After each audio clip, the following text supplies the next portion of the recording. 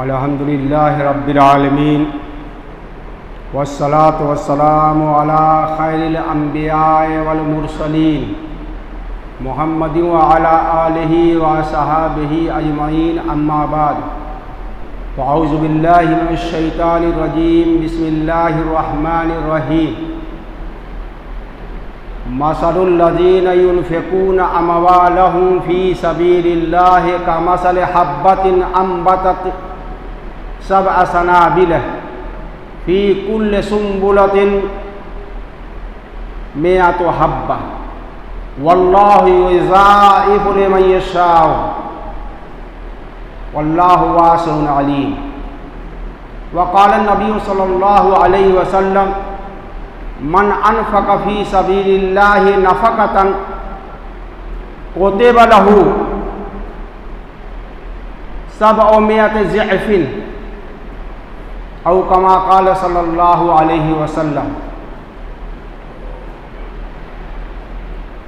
میں نے کلام پاک کی سورہ بقرہ کی ایک آیت کریمہ پڑھی ہے 261 نمبر کی، اور اللہ کے رسول صلی اللہ علیہ وسلم کی ایک حدیث پیش کی ہے۔ دونوں میں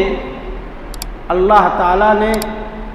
اپنے راستے میں خرچ کرنے والوں کے درجات اور ان کے خرچ کرنے کی اہمیت کو بیان کیا ہے کہ جو لوگ اللہ کے راستے میں خرچ کرتے ہیں، اللہ کے بندوں پر اللہ کی رضا کے لیے اپنا مال، اپنی کمائی خرچ کرتے ہیں، اللہ تعالیٰ ان کو کتنا بڑھا کے دے گا اور اس میں کتنا اضافہ کرے گا، اللہ نے اس کو بیان کیا ہے، اور اللہ کے رسول صلی اللہ علیہ وسلم نے اسی آیت کی تفسیر فرمائی ہے۔ دیکھیے، اللہ تعالیٰ نے جو ہمیں زندگی دی ہے، اس زندگی کی بڑی اہمیت ہے،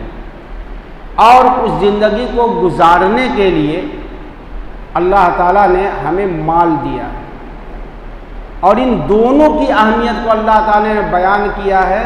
کلام پاک میں متعدد صورتوں کے اندر، مختلف آیات کے اندر۔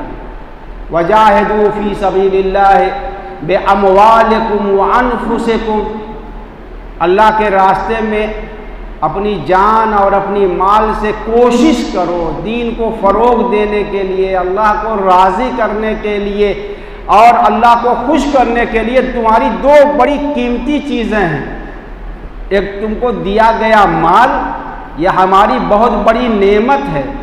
اس سے تم اپنی زندگی گزارو اور دوسروں کی زندگی کو بھی سنوارو،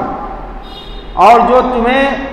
جان دی گئی ہے، اس جان کے دینے کا مقصد یہ ہے کہ تمہاری زندگی اللہ کی رضا میں صرف ہو، اللہ کی راہ میں صرف ہو۔ اس لیے وَجَاهِدُوا فِي سَبِيلِ اللَّهِ فرمایا گیا، جہاد کے معنی آتا ہے پوری کوشش کرنا، اور کبھی کبھی جہاد کے معنی مشرکین سے دین بچانے کے لیے، عقیدہ بچانے کے لیے اگر وہ حملہ کرتے ہیں دین کو فنا کرنے کے لیے اور دین کو ختم کرنے کے لیے، تو دین کی حفاظت، عقیدے کی حفاظت، ایمان کی حفاظت، اسلام کی سربلندی کے لیے ان سے جنگ کرو، اس کو بھی جہاد کہا جاتا ہے۔ لیکن جہاد کا ہر جگہ مطلب لڑنا ہی نہیں ہے، جنگ کرنا نہیں ہے، بلکہ کوشش کرنا ہے، محنت کرنا ہے۔ اس کو کہتے ہیں جد و جہد، بڑی محنت کر رہا تھا وہ، ایسے ہی ہمارا ایمان نہیں بچے گا اور ایسے ہی انسانیت نہیں فروغ پائے گی۔ اللہ تعالیٰ انسانیت کو زندہ دیکھنا چاہتے ہیں، اس لیے کہ اللہ کے نزدیک انسان سب سے زیادہ محبوب مخلوق ہے، سب سے زیادہ محبت والی اور سب سے زیادہ لائق قدر کی جانے والی اس کی صفت انسانیت ہے۔ انسان ہونا بہت بڑا اعزاز ہے، سب سے پہلے آدمی کی انسانیت، اور اس کے بعد اور دیگر کام کریں، کوئی ان کے اندر انسانیت نہیں ہے، یعنی حیوانیت ہے۔ ابلیسیت ہے، شیطنت ہے، درندگی ہے، یہ مطلب ہوتا ہے۔ تو اللہ تعالیٰ نے اپنے راستے میں خرچ کرنے کی بڑی فضیلت بیان کی ہے۔ اور کیوں؟ اس لیے کہ اللہ تعالیٰ خرچ کرتے ہیں اپنے بندوں پر۔ انفاق اللہ کی صفت ہے، اللہ تعالیٰ جو اپنے بندوں کو دیتے ہیں، نوازتے ہیں، یہ اللہ کا کرم ہے، اللہ کا فضل ہے، اللہ کی عنایت ہے، نوازش ہے۔ اور بندوں کو بھی وہی دیکھنا چاہتے ہیں کہ تم میرے بندوں پر میرے لیے خرچ کرو، تمہارا بندوں پر خرچ کرنا مجھ پر خرچ کرنا ہے، اور میں اس کا ثواب تمہیں دوں گا۔ اور اللہ کے راستے میں خرچ کرنا ایمان کی علامت ہے، اس لیے بخل کرنا بہت بڑا اللہ کے نزدیک برا وصف ہے، بری صفت ہے۔ اور اللہ کے رسول صلی اللہ علیہ وسلم نے بخل کرنے کی مذمت کی ہے، فرمایا السخی قریب من اللہ وقریب من الناس وقریب من الجنہ، جو سخی ہوتا ہے وہ اللہ کے بھی قریب ہوتا ہے، لوگوں کے بھی قریب ہوتا ہے، اور جنت کے بھی قریب ہوتا ہے۔ والبخیل بعید من اللہ وبعید من الناس وقریب من النار، اور جو بخیل ہوتا ہے وہ اللہ سے بھی دور ہوتا ہے، لوگوں سے بھی دور ہوتا ہے، اور جہنم کے قریب ہوتا ہے۔ یہ ترمذی کی روایت ہے اور دیگر کتابوں میں بھی ملے گی۔ بخل کیا ہے؟ اللہ کی دی ہوئی نعمت کو چھپا کر رکھنا، نہ اپنے پر خرچ کرنا نہ غیروں پر خرچ کرنا۔ یہ بہت بڑی نعمت اللہ نے اس لیے ہمیں دی ہے کہ خود بھی اس سے فائدہ اٹھائے، اپنی خوشگوار طیب پاکیزہ زندگی گزارے۔ کلوا من طیبات ما رزقناکم یا ایھا الرسول کلوا من طیبات ما رزقناکم، اے رسول،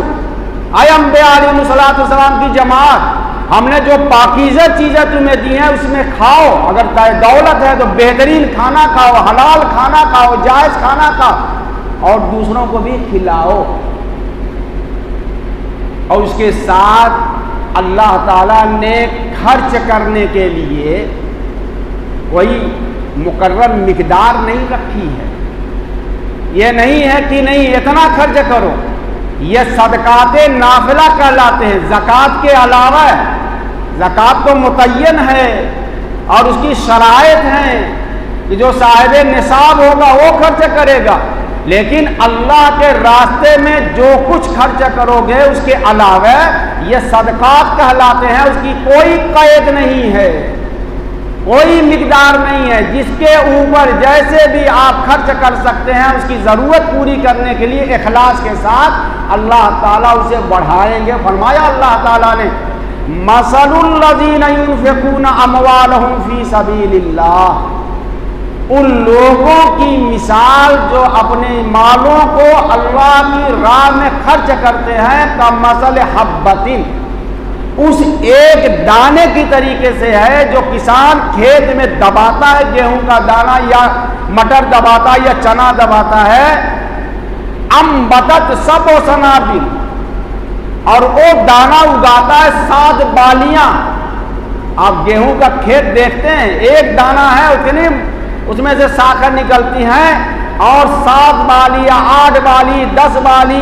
جتنی بھی زیادہ نہ نکل آئیں، لیکن کم از کم 7 بالی وہ اگاتا ہے۔ وفی کل سنبلۃ مئۃ حبۃ، اور ہر بالی میں 100 دانہ ہوتا ہے، گویا کہ ایک دانہ کا 700 گنا دانہ ملتا ہے، 700 دانہ ملتا ہے۔ ایسے ہی اللہ تعالیٰ ایک نیکی کا ثواب اللہ کے راستے میں جو خرچ کیا گیا وہ نیکی، نماز کے علاوہ ہے، نوافل کے علاوہ ہے،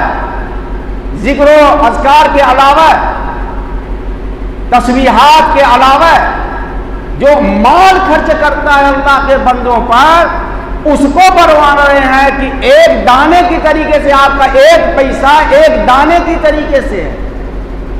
جس میں 7 بالیاں نکلتی ہیں، ہر بالی میں 100 دانہ ہوتا ہے، گویا کہ 700 پیسہ آپ کا ایک پیسہ 700 پیسہ، 1 روپیہ 700 روپیہ، 1000 700 ہزار۔ اور یہی نہیں کہا اتنا ہی واللہ یضاعف لمن یشاء، اللہ تعالیٰ جس کے لیے چاہتا ہے اس میں اور بڑھاتا ہے۔ واللہ واسع علیم، اللہ تعالیٰ بڑی وسعت والے، ہم کے خزانے میں کمی نہیں، ان کا خزانہ کبھی ختم ہونے والا نہیں۔ اور علیم فرمایا، واسع علیم، اور ہر ایک کی نیت کو بھی جانتا ہے۔ مطلب یہ ہے علیم اخلاص کو بتانے کے لیے کہ تمہارا اگر اخلاص ہوگا اللہ اس کو جانتا ہے، ریاکاری ہوگی اس کو بھی جانتا ہے، دکھاوا ہوگا اس کو بھی جانتا ہے، اخلاص ریاکاری سب اللہ کے علم میں ہے۔ اور جیسی نیت ویسی برکت، اگر اخلاص کے ساتھ دیا آپ نے، کسی کو بھی خرچ کر دیا، ضرورت مند پر خرچ کر دیا، تو اللہ تعالیٰ اس کے 700 گنا کم از کم عطا فرمائیں گے۔ اور میں نے اس کو بیان کیوں کیا آج خاص طور سے، اس کی وجہ بھی سن لیجیے۔ انفاق کے بارے میں دیکھیے، آج جو ہمارے حالات ہیں، کاروباری پوزیشن تقریباً 10 مہینے سے جس طریقے سے ہمارے پاور لوم، ہماری تجارت پر مصیبت طاری ہے، کاروباری لوگ پریشان ہیں، اور ساریاں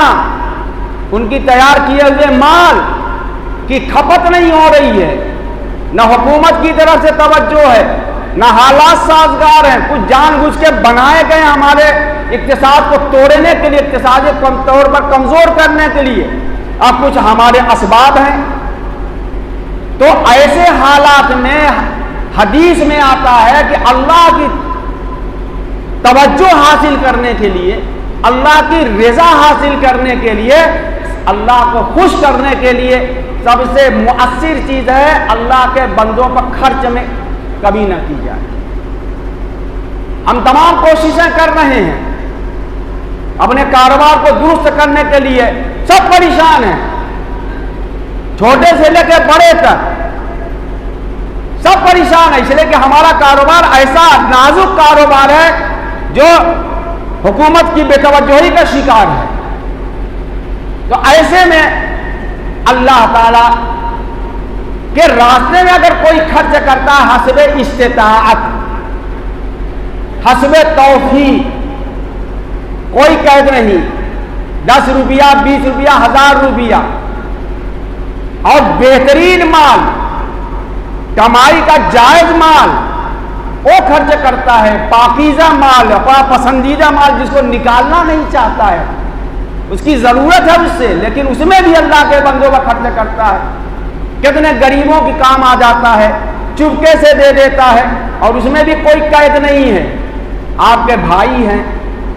آپ کی بہن ہے، آپ کا بھتیجا ہے،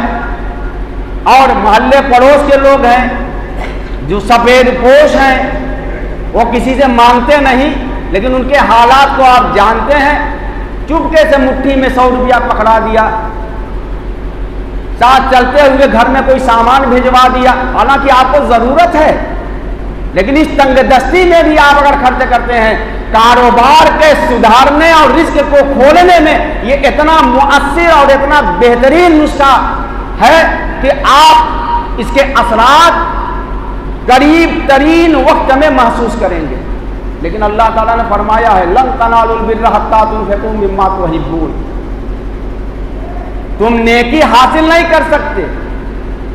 مگر یہ کہ جو تمہاری سب سے پسندیدہ چیز ہے وہ تم خرچ کرو۔ اور یہی حدیث میں اللہ کے رسول صلی اللہ علیہ وسلم نے 700 گنا کی بات فرمائی، من انفق فی سبیل اللہ نفقۃ کتب لہ 700 ضعف، رواہ الترمذی،